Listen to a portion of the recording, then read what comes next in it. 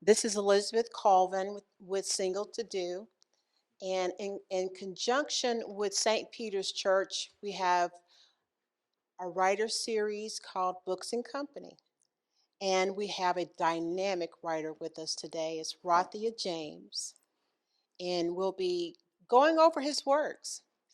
But I just want to say welcome to the point.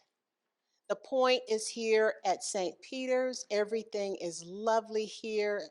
We are in Lago Vista, Texas, and this is our parish. And we just welcome you to enjoy our podcast, our YouTube, and to be our guest. So let's get started. Welcome, Rathia. Thank you. Well, Rathia, Yes, ma'am. you are a phenomenal writer. Why, very nice of you to say that. I really appreciate everything that I've written about you. And before we get too started into the discussion, I just want to say thank you for your service. Well, thank you for saying that, for Yes, bringing because he's that up. also a Vietnam veteran. So thank Yes, you for I your was a combat service. medic over there. Oh, awesome. Yeah. Awesome, awesome, So awesome. I wasn't over there to kill people. I was over there to save lives. Well, that is And very, I got some letters from guys thanking me for doing that. oh, that's amazing. That's It amazing. was a long time ago. Well, I know you have an extensive background in film, Yes, I do. and you came from Dallas, Hmm. but you're originally from Oklahoma. Is that correct? That's correct. I was born in Oklahoma. I went to OU. Oh, okay. That's how I got into theater as I was going to college in OU. Okay. Well, we'll forgive you for that. Well, you shouldn't. I forgive you for beating us for 49 to nothing. I'm still upset about that.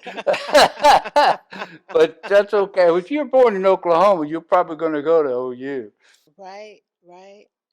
Well, your name, Rathia, Hmm. is very special.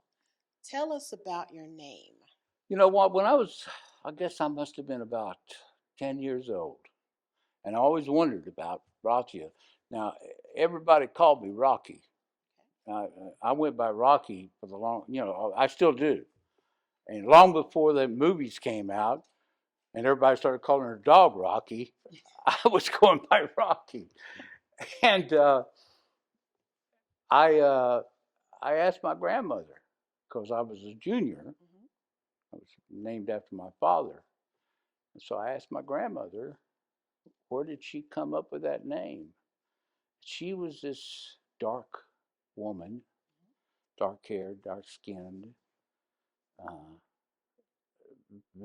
she used to sing in the honky tonks Okay. back in the day, and she also could whistle really well. And they called her the song on radio. She was on early radio, so they called her the songbird on the radio in those Awesome. days, a long time ago. And so she was a fascinating woman. And I asked her, "Where did you get that name? How'd you come up with that?" And she said, "Well, we're related to 6 tribes. There's several tribes, few nations, Hmm. lots of tribes." Okay. And she said, "We're related to 6 tribes." And I took the first letter off of each tribe and arranged them till I came out with Rothya because my dad was her first baby. And Wow. she was looking for a special name How that fascinating. that was related to some ancestry, Hmm. and that's where the name comes from. And I was fortunate enough to be born to my father and mother, Right? and he gave me his name, Awesome. and I Awesome. wanted to use it as instead of Rocky. I thought Rothya had better ring to it. Looks better in print. It's just an unusual name, and I'm actually pretty proud of it. But I hardly ever get a chance to use it. But now that I'm getting a chance to use it Absolutely. by Absolutely. by using that as my author's name. Absolutely. You know, and just to move on, Mm-hmm. um, we know that you have your book, Bloodborne. Mm-hmm. But before we go there, we Uh-huh. want to talk about a lot of the other works that you have because I know that you have screenplays, poems, and songs. Yes. And tell us about your first book, Art of Murder. Art in Murder. Art and Murder. The Art of Murder. Art of Murder. Yeah. Okay. Or is it in murder? I hardly ever use that title anymore because I've rewritten that book and I'm doing something else with it. Right, because I know that when we've talked, it was Mm-hmm. going through a transformation. So I know people that may look at your works on websites And we'll see that. they'll Yeah. see Art of Murder. Yeah. So what kind of transformation did it go through? Well, if I may, let me this I with my publisher, I knew that was the first book I ever wrote. It wasn't Bloodborne. Mhm. First book was this, The Art in Murder, and it revolved around the art world, and it takes place in Austin. And when I wrote this story, I really felt like it was a really good story, and it's got something. At the time, the book, The Art and Murder, has got 90,000 and almost 97,000 words in it. I went to a class just to jump a little bit. I went to a class because I had no idea what to do about writing a book, and my daughter was going to U of T, Okay. and I found out that there was a lady that wrote books, and she was giving a class for it. And so I bought tickets for me, myself, and my daughter. Of course, I knew she liked to write too. She writes really well as well. And so at the time, she was in journalism. And so I thought, you never know, she might evolve into writing books. Who knows? Now she's a librarian at Harvard University. Oh, awesome. Yeah. At any rate, so she lives in Boston, and we went to this class, and I was listening, and I realized in a short period of time that this lady was teaching a class about how to books, how to do something.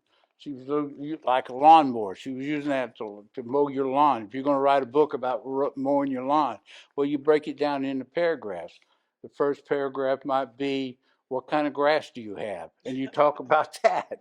The second paragraph, or the second chapter might be, what kind of machine are you going to use to mow this lawn with?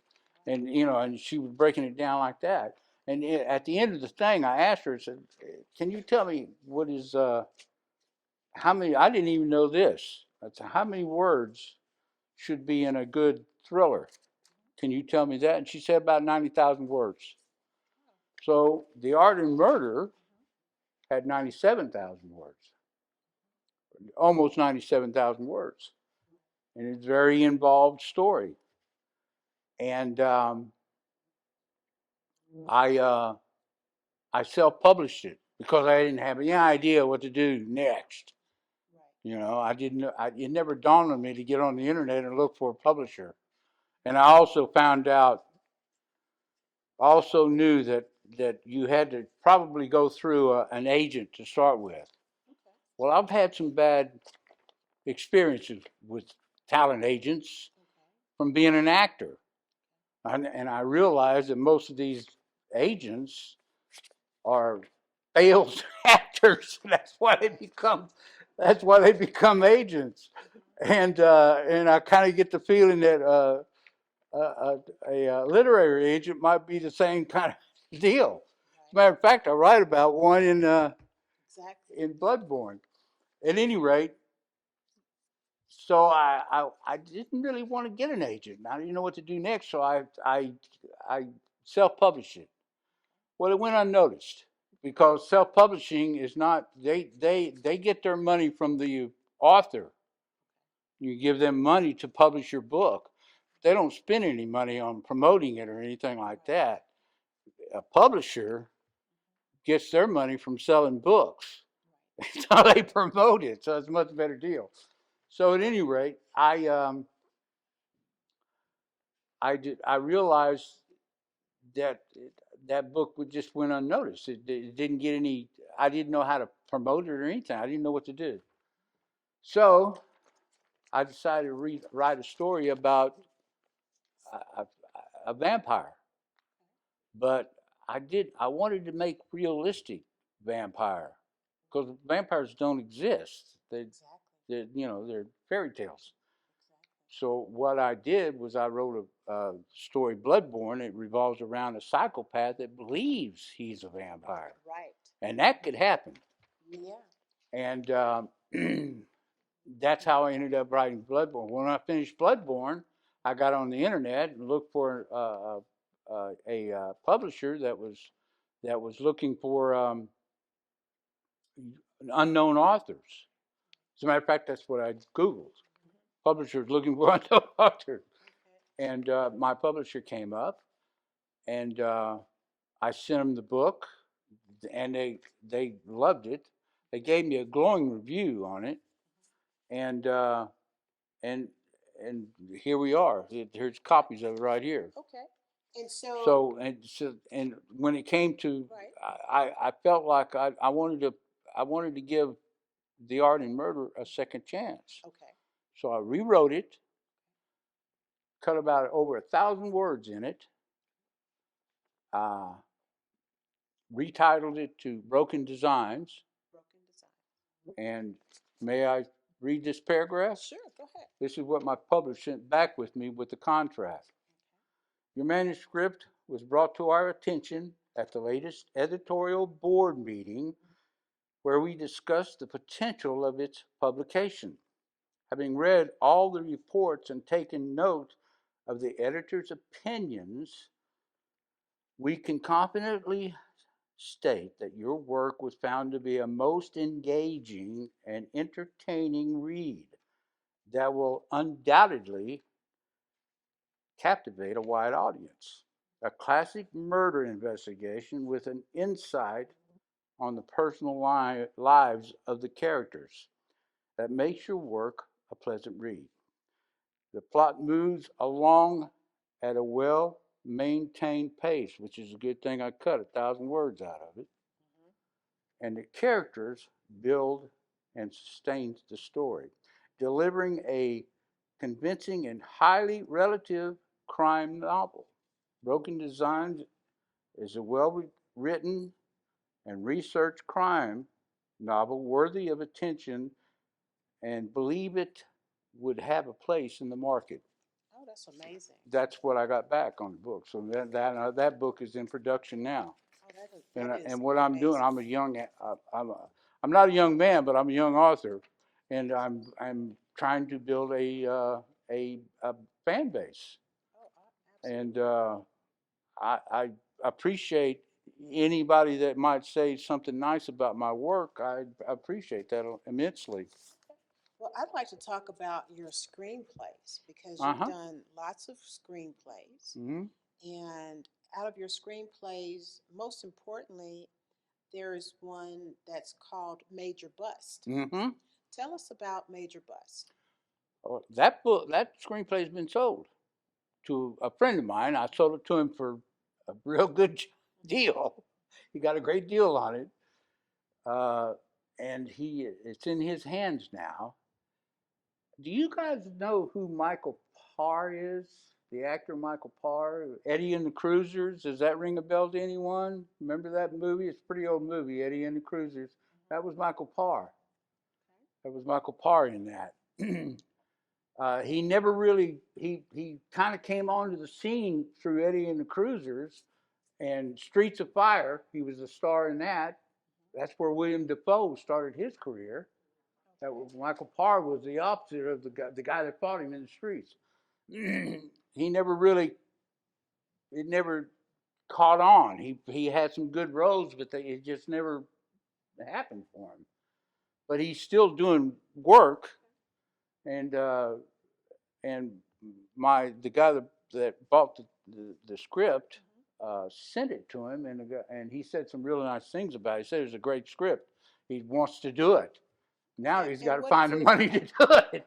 My friend does. And tell our audience, what is Major Bust about? What kind of summarize it? I was talking about this earlier. It's a story about a fella who was a cop in Chicago. And he had a partner that he was tight with. He loved him. He was his bro. And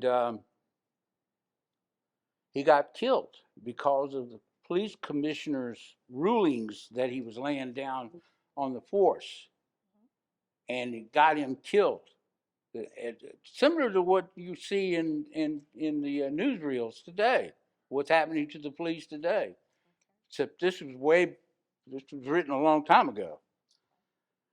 And so he quit the force, and he became a bounty hunter, which still made him kind of like a cop, using those skills. And the story starts with him looking for this guy named Jack that is a cop killer, and he catches him right off the bat. And he gets him booked, and he's fixing to leave the next day. Well, there's a knock at his door when he's getting ready to go catch the plane, go back to Chicago, because he's come to do what he came to do, and it's done. And so he's fixing to go, and these two thuggish kind of guys said, "Hey, we want you to come with us. Our boss wants to talk to you." So he goes to this spreading ranch. This takes place in Dallas, and he goes to this ranch, huge ranch, and this guy named Charlie Mars is running that ranch, and he wants him to look for this kid that he claims stole a horse of his. Wow. And this kid, his name is Billy, and so he offers him, several $1,000s to find this kid. And so I'll spend a few days on it. And he said, "Well, here's half the money here. And if you find the kid, you get the other half." And he said, "Well, okay." And that's what made him decide to stick around for a couple of days. So he starts looking. Well, he starts getting involved. He starts running. There's a couple of other thugs show up, wanting to know why he's looking for Billy and stuff like that. Well, it all boils down, eventually, you come to find, his name is Drake Major, is the name of the guy. So that last name is Major. So it all boils down, you think the reader, or the person watching the movie, hopefully, thinks it's another drug story. It's another story about drugs. Well, it turns out that what's going on is that Charlie gave that horse to Billy. And Billy's a cowboy. And he was working on the ranch. And he did some extra work, and Charlie gave him the horse. And so the kid wants to sell that horse. It's a good horse. He wants to, that's what his business is. What everybody thinks his business is raising horses, horse raising. He's going to take that horse and take it to a guy that he thinks he can sell that horse to. So he puts it in a horse trailer rather, and Charlie's got a bunch of them. He's got a line of them, 10 of them, and they all are white, and they all got a big gold circle on it with a big C inside of that for Charlie. And that was the brand. Yeah, that's the ranch's brand. And he takes a trailer, just that random. He picks his trailer out, puts a horse in it, takes it to this guy. He thinks he's going to sell it, but buy this horse, and he's going to make some money and pay off some gambling debts. Well, Charlie's got it in mind to make it look like that whatever happens to that kid is the gamblers got him. Oh, wow. That's what Charlie's got in mind to do. And this is part of the mystery that Major figures out through the whole thing. But you think it's about drugs. Right. All right, it turns out that the guy that's behind everything is his old police commissioner, who's retired and is up in Canada, and he's selling gemstones, illegal gemstones, brought into the country by a man named Graham, who happens to be Billy's dad. Wow. And he's an import-export So there's a type. twist to it. There's all kinds of them. That's why Michael Pear, when he read it, he said, this is very Norse. This is like a film noir. Very twisty and turny and stuff. Surprises and stuff. And so, like, you find out that Charlie Mars wasn't looking for that horse. He was looking for that trailer. Because in the trailer, if there's a hole drilled in the bottom of the trailer when you put the horse in, right? Right. And you stick a pike in there, a spike, metal spike, and you trigger the thing, and the trap door opens up, and there's compartments full of gemstones. Wow. And I did some research on it. I do research on everything I do, and come to find out that rubies are more expensive than diamonds, and they're more rare. That's why they're more expensive. So he's got a big stash of rubies in there, along with jade and stuff like that, and gemstones. And they come from Thailand.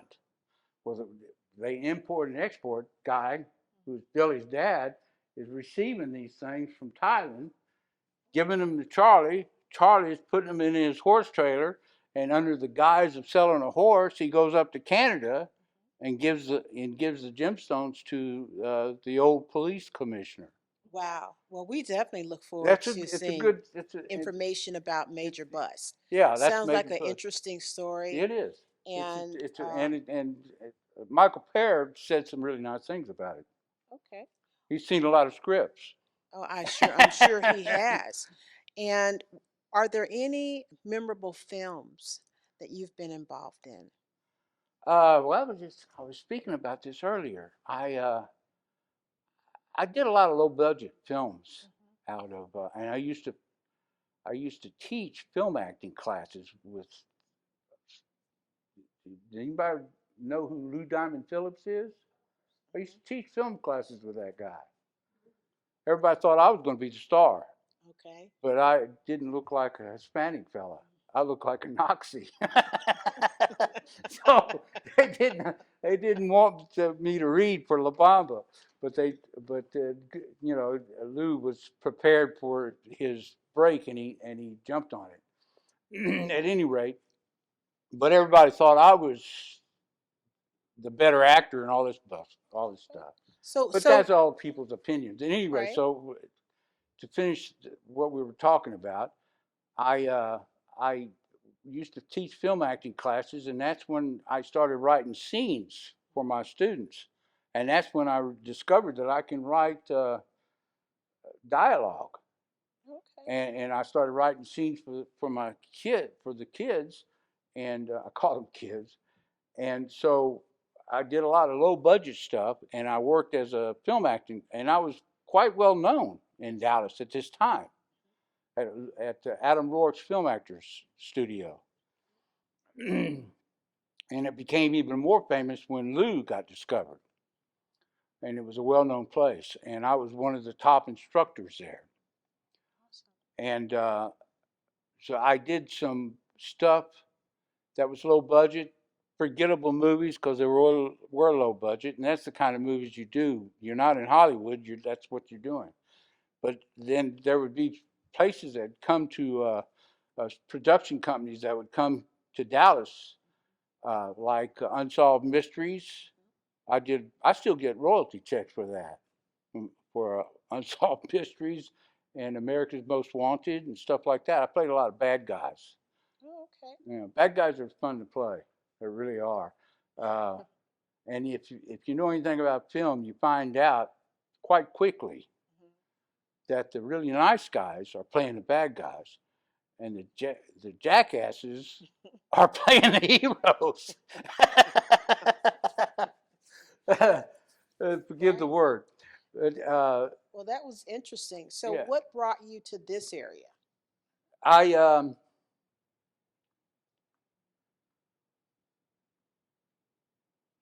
got so along in my years that I couldn't play. They wouldn't have me read for the characters I was interested in. So I became disenchanted, and it triggered something inside. I've been writing all my life, poems and stuff like that, and I like to write. And it led me to that. And I started writing screenplays. And I came here because Austin is I got tired of being in Dallas. I just burned out on it. Dallas is so you can't. It takes you 2 hours to get across town. I didn't want to be around that kind of stuff anymore. I got older and wiser. Yeah. And real quick, there's something that triggered in me when I was in Acting 1 classes. This is before I even in college, and this is before I even declared. Uh, I got into acting. I was going to college through the GI Bill, and my advisor said, "Well, you got 3 more hours you need to pick up. You got 12 hours. You need 15 to get all your Bill of Rights stuff, your veterans stuff. Uh, you need another 3 hours. Why don't you take an acting class? Probably no homework." That struck a chord, so I took that class. And I fell in love with it. It felt like I was putting in an old flannel shirt that I'd had for 20 years. It just felt so comfortable. Awesome. All right, in my Acting 1 class, there was a 3-part scenes that the instructor called. And the very first one, I remember this really clearly.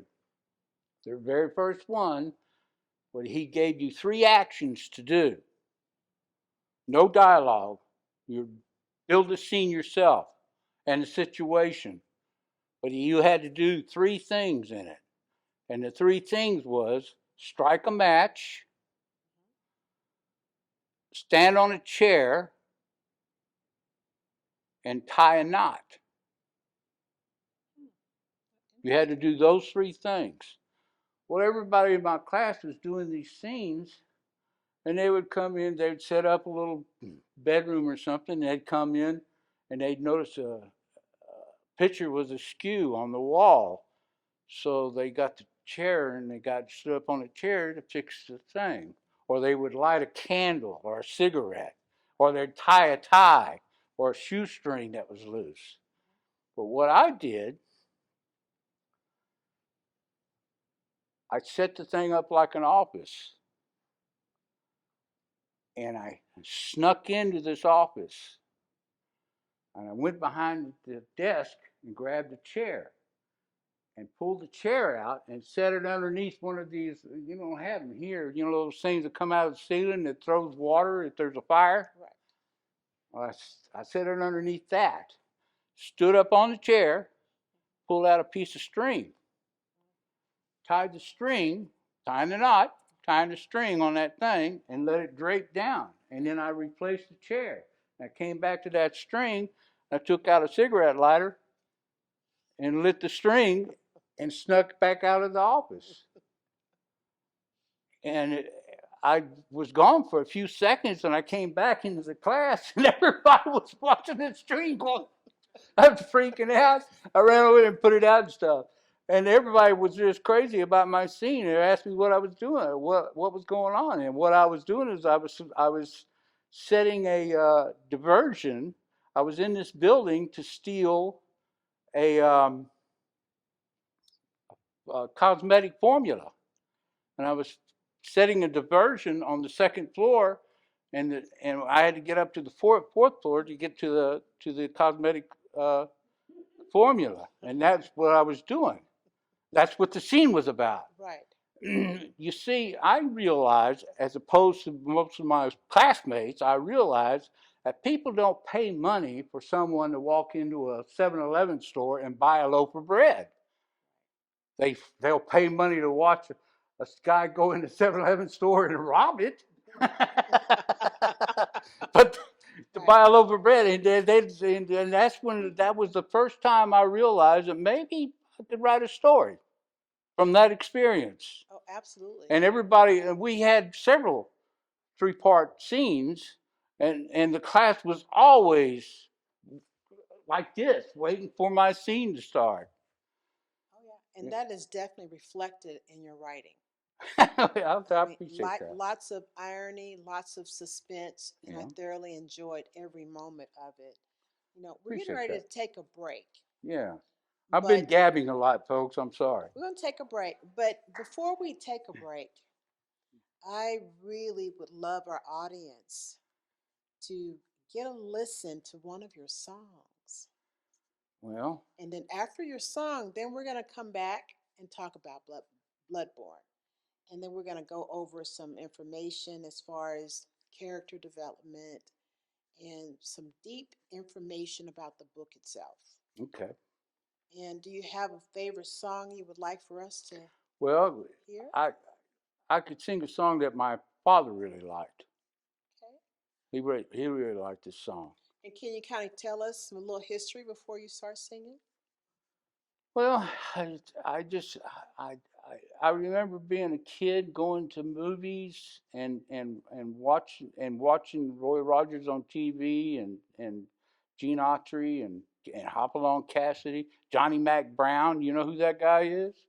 A lot of people don't know who Johnny Mac Brown. He was a college football player, and they Hollywood made him. He did a lot of B movies. Even Bob Still and my dad said, "You see that little guy who was watching a cowboy movie when I was a kid?" And he said, "You see that little guy right there?" I said, "Yeah." He said he was a big cowboy star. I said, "Really?" And he stood about this tall, but he was a pretty good actor. At any rate, so I reminisced over that and the discussions at the times I had with my father. I loved my father very much, and so I kind of wanted to do a song that that that he was a part of in a way, Right. and so I wrote "King of the Cowboys." King of the Cowboys. That's the name of the tune. Now I'm not a singer, folks, so and I might muck this up, and if I do, excuse it, and I'll get back on track if I do muck up. But it goes like this, and it's in this song, this particular song. Not all my songs do, but this particular song starts with the chorus. Okay. They were the king of the cowboys, the Pony Express, the 10 badge and 6 gun that tamed the old West, the trick rope and hard riding Saturday show. That's what they were when the best of them rode. When I was a boy full of heroes and dreams, I'd go to the movies, they lived on the screen. Spend up my Spend up my 2 bits I'd save for the week. Buy me some popcorn and a front row seat. There was Tom Mix and Tony and little Bob Steele, John Wayne and Gabby. They all seemed so real. Hopalong Cassidy, Johnny Mac Brown. The bad guys would leave when they come to town. They were the king of the cowboys, the Pony Express, the 10 badge and 6 gun that tamed the old West, the trick rope and hard riding Saturday show. That's what they were when the best of them rode. There was Roey and Dale and Gene Autry's song. Those were the days when nothing was wrong. And now that I've grown, I look back with a smile and ride with the guys in those days for a while. They were the king of the cowboys, the Pony Express, the 10 badge and 6 gun that tamed the old West, the trick rope and hard riding Saturday show. That's what they were. when the best of them rode. Awesome. Amazing. Awesome. Amazing. Well, we're going to take a break there. Hmm. And I when we, need one. oh, yeah. When we come back, we'll talk about Bloodborne. Okay. And we'll have some questions and go over some other pieces. Okay. But just thank you for being here with us. Oh, I'm Okay? enjoying myself. Oh, okay. Very nice people. And now we need to get back Hmm. and talk about Bloodborne. Okay. Your latest book, I know you have another one in production. We'll talk about that toward the end. Okay. But, before we get into Bloodborne, what was your inspiration to become a writer? Was it someone that you admired? Was it a particular incident? Tell me about that. Well, you know what? I've been writing all my life. I was looking at a bunch of stuff in a bench that I have, and you lift up the top that you sit on.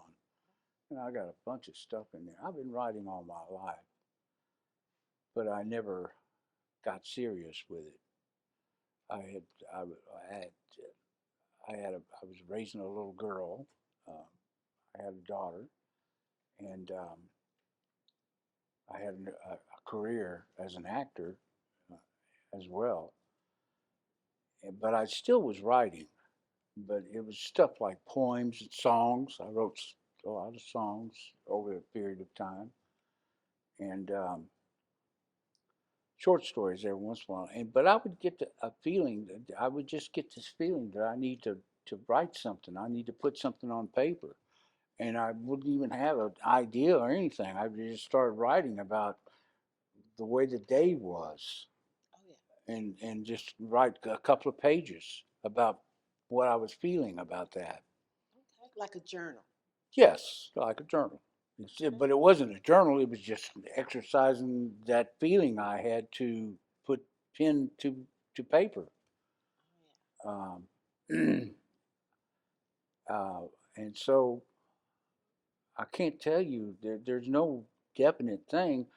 I, I can tell you this. When I was in the second grade, our teacher told us to write a story. She told the class, I want you all to write a story. So I started writing. The story I was writing was about two mice.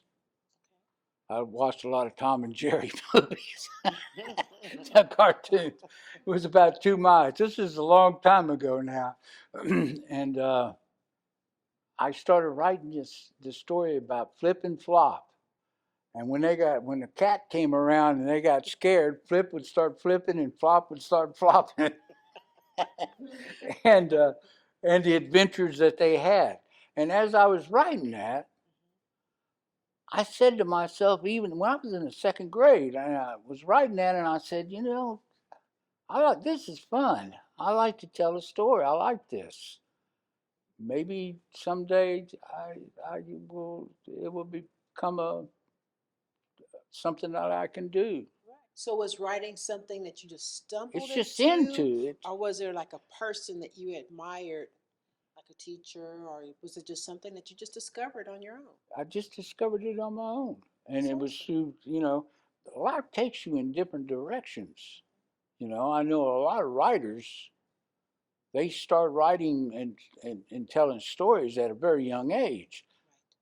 Well, I was playing baseball for my dad, and I was going to the dances, and then I got drafted and was in Vietnam, and then when I came back from that, I had a very bizarre experience when I went to Vietnam. When I left Vietnam, everybody was listening to songs like "Little GTO, You're Really Looking Fine," and the girls were working polka dot dresses, and the guys had button-down shirts. And when I came back, the kids were listening to Purple Haze all through your brain. And the dudes were wearing beads, and the girls were going around without bras and stuff. It was like another country. And I was only gone a year. Wow. It totally changed. So, that took me off into directions. And I'll tell you something. I learned to smoke pot when I was in Vietnam. Mhm. Okay, I smoked a little pot when I was. I don't smoke it anymore, but back then when I was a kid, I was smoking pot. I started smoking pot. The first guy that came up to me said, "Hey, you want some pot?" He said, "Pot." He said dope. You want some dope? I said, dope? I ain't no dope. I wasn't hip to anything. And I started smoking pot in Vietnam. And when I came back to the United States, I continued smoking pot. And I ended up getting arrested in Dallas for 2 marijuana joints and spent 2 years in Huntsville prison Wow. for that. so, so when I say life took me in different directions, it really did, and some of them very extreme directions. And so, Absolutely. yeah, That's an extreme that's an direction. extreme direction. I clearly remember standing in my whites and my brogues in line, waiting to go eat. Nothing but barbed wire and brick walls. And I'm thinking to myself, damn, I'm in prison. I'm in a prison. Right? Right? Oh yeah. Huh? Oh yeah. Well, you're right. That was all a long time ago, and that was after Vietnam. But I learned to smoke pot in Vietnam. I came here and got thrown in the penitentiary for learning what I learned in their war, in the Vietnam War. So I have been through a lot of crazy situations, Oh, absolutely. and I think probably uh, all those experiences built things inside me. Oh yeah. Yeah. Oh And yeah. you, I'm sorry, what? I was decorated 4 times. Yeah. And the question is, he see action? Well, I'm not sure I'm normal. I'm not sure I'm normal now. um, I tell you, I can recall a time when I was a combat medic. There were many times this happened. We'd go into a village and it was supposed to be dangerous, BC and stuff. And there was nobody in that village. And it was a big village. Nobody was in it. And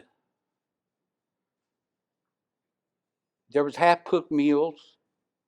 Fires were going on in the hooches and stuff, but no people. The people were gone.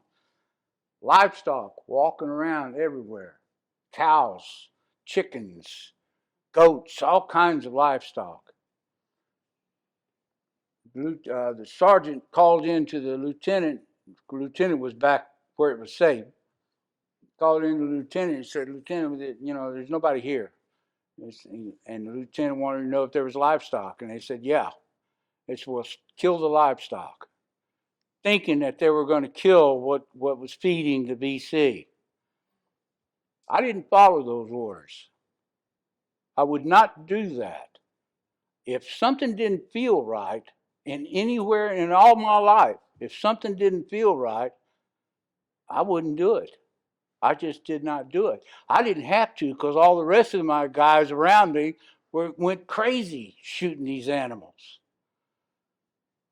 And they were taking out all their animosity of getting shot at and getting wounded and stuff. And they had a chance to get back with bullets.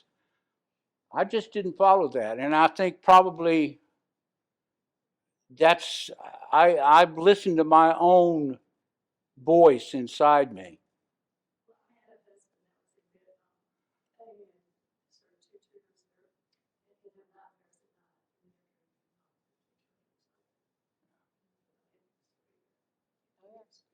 Yeah. But that kind of answers your question. Yes. And we know that Vietnam can be very traumatic. Oh, Vietnam was a bad Yeah. place. But at the same time, you were able to have creativity Yeah. through your poetry. Yes. And some of your works are just amazing. So right now we have someone that's going to recite one of your poems. Okay. And it's called Sunset. Yeah. We have Erlene Jackson that's going to recite Sunset.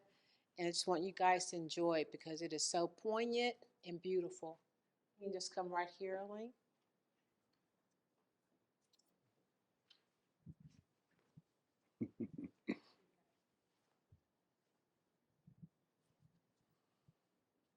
Hi, everyone, and thank you so much for serving our country. Well, I appreciate I that. appreciate it. I appreciate you saying that. Thank you. And Vietnam veterans are my sweethearts, by the way. So, He's also a veteran, too. Well, thank you yes, for your service. yes, I was in the medical field too, so I'm an Air Force Mm. medic. So I have a very good idea of how you're feeling there. So let me read one of your poems. Okay. It is called Sunset. It's called Sunset. Sunset. Tarnished clouds obscure his aging stage, while striving to cast his brilliance with glow beams upon earth's face. Orange, red, passion, color points horizon to enhance the struggle.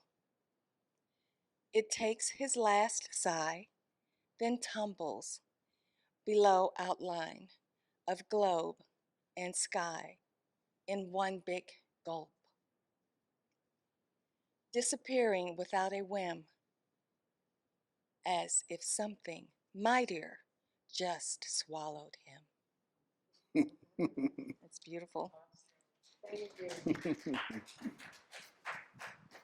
Yes, that is an excellent depiction of what sunset is like. So even though Vietnam was harsh, you still have humanity. And we just I thank you never for let that. go of any of that. Oh, yeah. I've always maintained my humanity, even in prison and everywhere I've been.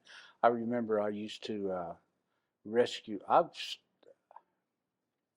There was a gal that came to my door. I lived in this little apartment-like place when I was in college, and she said, "Rocky, I'm scared." And I said, "What's the matter?" She said, "There's two guys that this person had moved out of this apartment above her, and they were vagabonds." And she came to me and she said, "Can you tell them to leave me alone?" And so I got my baseball bat. I always have a baseball bat because I like baseball. It's my favorite sport, and I like swinging it. I just like it feels good. And and so I got my bat and I went up there. Mutt and Jeff is what I call these guys. One was real tall, one was real short. And I knocked on the door, it was open, and I just came in. I said, "I want you two to leave this woman that lives below you, you leave her alone. And if you don't leave her alone, you will not believe the reality that comes next." And then I slammed that bat into the wall. And the tall guy looked at the short guy and said, "Get your gun." And I started laughing. I said, "That gun would have been knocked off a long time ago so you could get a jug of wine." What, are you kidding me, dude? And so, anyway, just leave her alone. And they left the next day. And I've always protected people. I've always done that. I've saved two women from being raped. Um, I think they must have read that into my tests when I was in the service and made me a medic. I don't know, but I've never lost sight of my humanity. I try to relate to that Oh, into absolutely. my stories. Absolutely. Now we're going to go into Bloodborne. Hmm. The part that I really loved, I love the fact that you delved deeply into your character, a character that had a severe mental illness.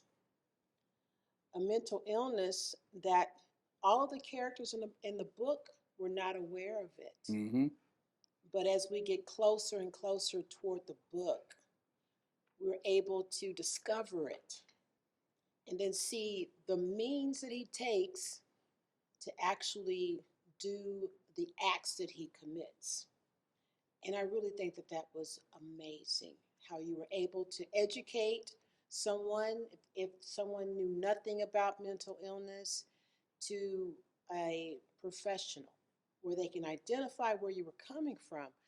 Where did you get the information and the research? What type of research did you do to get into the life of your character? That's what I'd like to know. A lot of it came from here. I wanted to develop a character that lived like a vampire because he thought he was a vampire. But there's no such thing as a vampire. But there's been a lot of what they call vampire murders, and that's it comes from that. The idea comes from that, but the idea about getting as close to a vampire as I possibly could. So I gave him the ability to make his own fangs and contraption to do what he was doing because he wanted blood because he thought drinking blood was going to bring his vampire powers back. Oh, yeah. As you well know, Absolutely. and so he was a complicated character, and I did a bunch. I have books on psychopaths and sociology, sociopaths and stuff like that. I've done a lot of reading on that. One in every 25 people. A lot of us don't know this, but one in every 25 people is a sociopath. There's probably a lot of CEOs that are sociopaths. You know? Oh, yeah. Oh, yeah. And one in every 100 people are psychopaths. Now, when you're a sociopath, that doesn't mean if you've got bloodlust, you might be a serial killer, but not all of them are like that. A lot of them are like, will try to get in position to where they are empty inside. They don't have any feelings. It must be horrible to be like that, but they're empty inside. They don't feel anything. So the only charge they get in life is to mess with other people's lives, people like you and I and all of us, to mess with our lives and to disrupt them and cause hardships for us. Oh, And absolutely. that's why there's probably a lot of CEOs that are sociopaths Oh, yeah. because they're running businesses and they lay down all these laws within the corporations and stuff. So and a psychopath is a very dangerous human being, and they're very similar to sociopaths, but they're more dangerous. They will act out their fantasies much more readily than a sociopath will. And I got the idea. Well, years ago, I was in Pflugerville working as a orbital welder. I was speaking about that earlier. Orbital welders, what they do is they weld stainless steel tubes together, and you have to do them precise. It's precise. It's in a clean room when everybody's got these outfits on. It looks like they're walking around on the moon or something. It's a skill, and you weld these tubes together, and they put them all together, and they make components for computers and stuff out of in by using these tubes, putting them inside these little boxes, and they're uh, airless boxes, and they make these components, and these tubes are transferring gases and stuff, and some of them are poisonous, and so therefore they need to not leak or anything like that. So you everything you do in the containment, every weld you make is checked severely because it could kill somebody if it's not. And so I was working this thing. I worked there a couple of years. This is out in Pflugerville, and this guy brought this machine in that you didn't have to worry about it causing stains inside the tube while you welded and or leaks because the stains inside could cause problems too. It burns stains. It burned the heat of the weld, the circular weld. It would go around the tube. It could burn. It could burn. Air could get caught in there, and it could burn, cause burn stains, and ruin the piece. And they would look for that as well. So he brought this machine in, and he was uh, wanted to see how it worked for everybody. And it was about that long, and you fit it down, and you put it in there, and it was real simple. Made the whole thing, the whole process, very easy, but it was experimental. He had some glitches in it, but I realized then I had this book was floating around in my head all along during this time, and I wanted to get to writing it, but I was getting up at 4 o'clock in the morning and going to work, and then getting home, and I was worn out from the strain of doing all this stuff that was being tested all the time, and so I was just too. I just didn't. I couldn't gather myself to write anything, a book anyway. I might write a song or a short story or something like that, but not a book. And It takes a lot of energy. how did you Well, think anyway, of the title? to finish this, Mhm. I decided to go to that guy's warehouse where he was building on that stuff. And you know the scene, you read the book, I'm assuming. You know the scene where they go into that workshop Right. and that machine from Japan? Yes. That comes from him.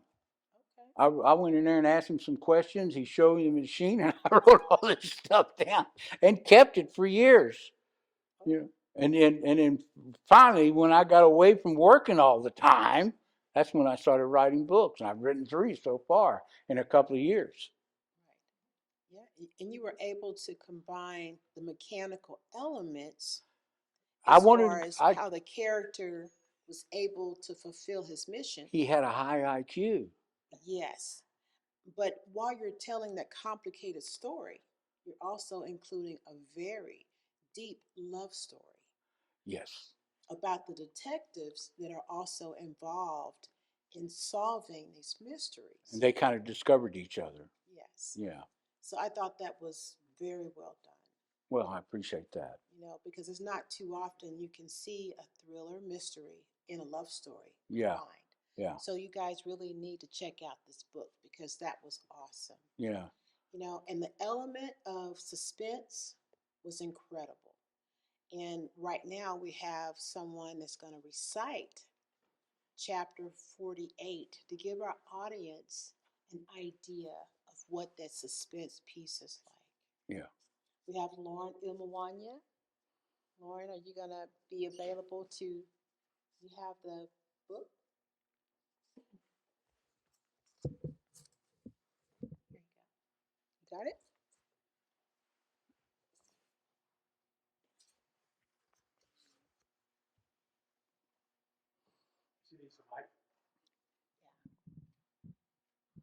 Once you get to the page, let us know. Okay. Page 48, chapter 40. Oh, I'm there. And I'm reading We the whole. to the first 3 chapters, the first 3 paragraphs. Got it. Put the mic down just a little bit. Okay. You want me to stand by the podium? Be easier, I think. Yeah. Yeah. It was deeply quiet and motionless, like a boneyard except for weak moans that filtered the air. The sounds came from the brick wall where the Renaissance man had hammered nails the day before. Kim was tied to them. She was posed in a crucifix with each arm outstretched and bound by black silk scarves to the long concrete nails. Her clothes were torn and tattered, her face smudged and soiled. She seemed to be coming out of unconsciousness slowly, gaining an awareness of her predicament. When she comes to her full faculty of senses, she looks about frantically, realizing her situation. In moments of dedication, Kim struggles to set herself free. She strains and thrashes with all her might, then decides it's fruitless to try.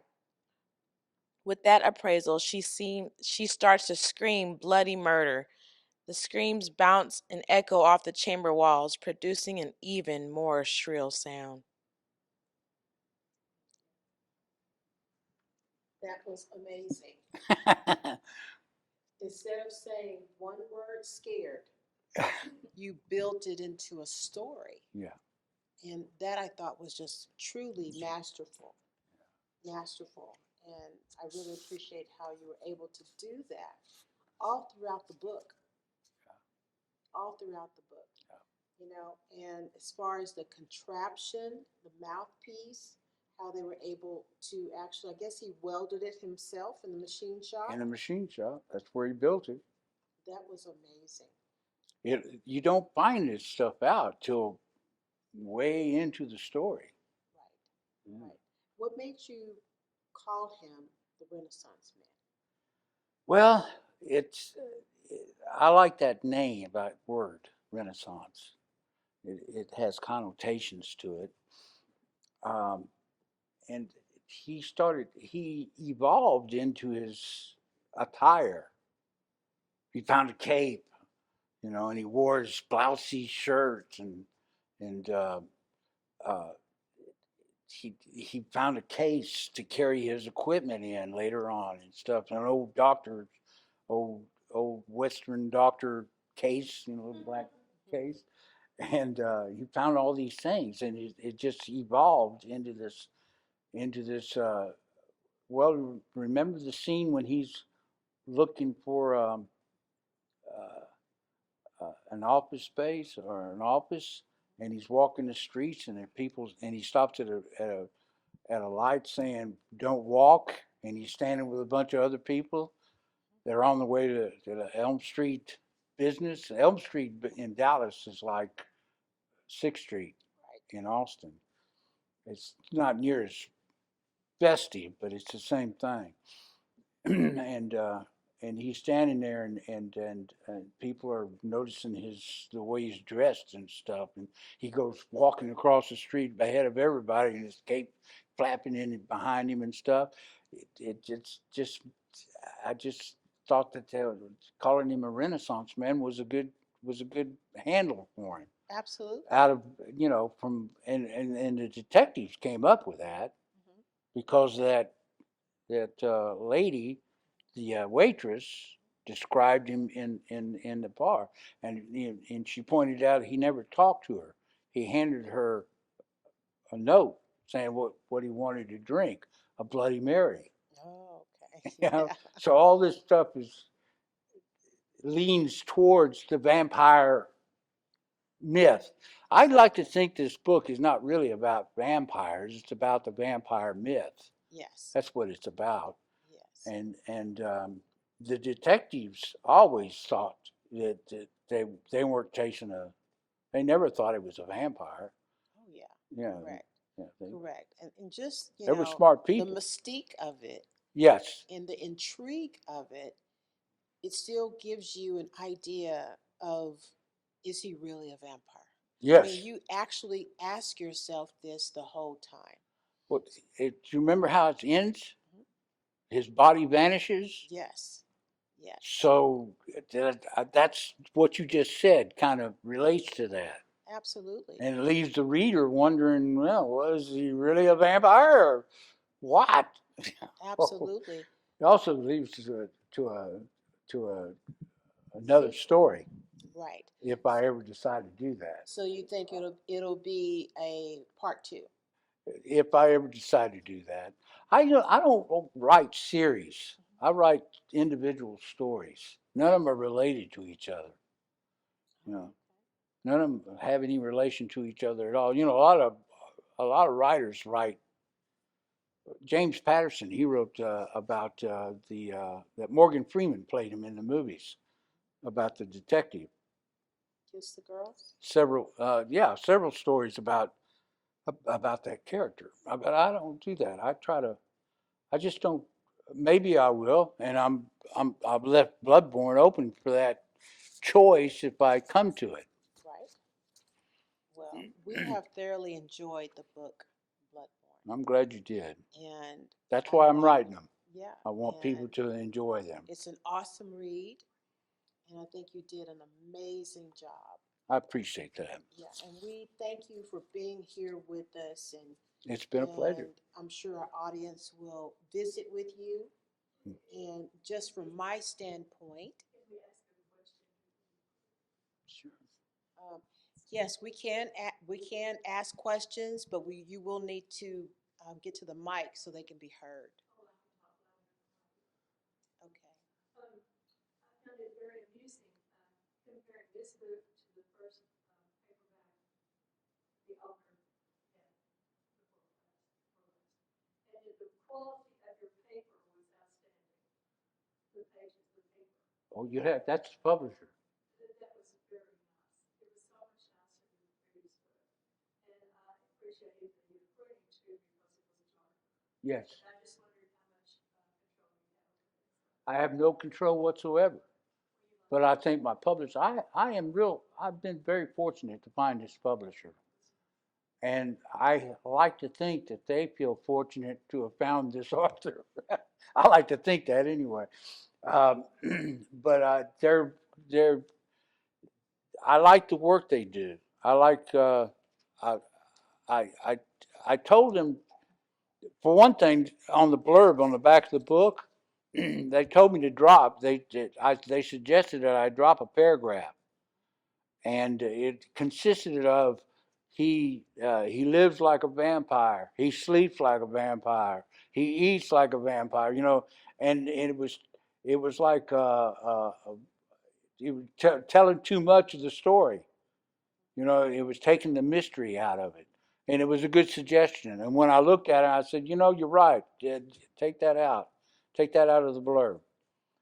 But they asked me about it before they did it. So I'm real happy with it, and I have a contract with them to where anything I write, I have to show that I have to give them first dibs. That That's awesome. yeah. Are there any other questions? Just thank you so much. Oh, All right. thank you Well, for we want listening to to all thank my you and give him a round of applause, guys. applaud you back. Thank you, Rothya. It was amazing. And we just want to also thank our audience. We want to also thank Sumner's Productions. We want to thank our Bishops Committee for just being here today. And we'll be able to visit with you more afterwards. Mhm. And also, we have catering from the chef in the house, Tim McClellan.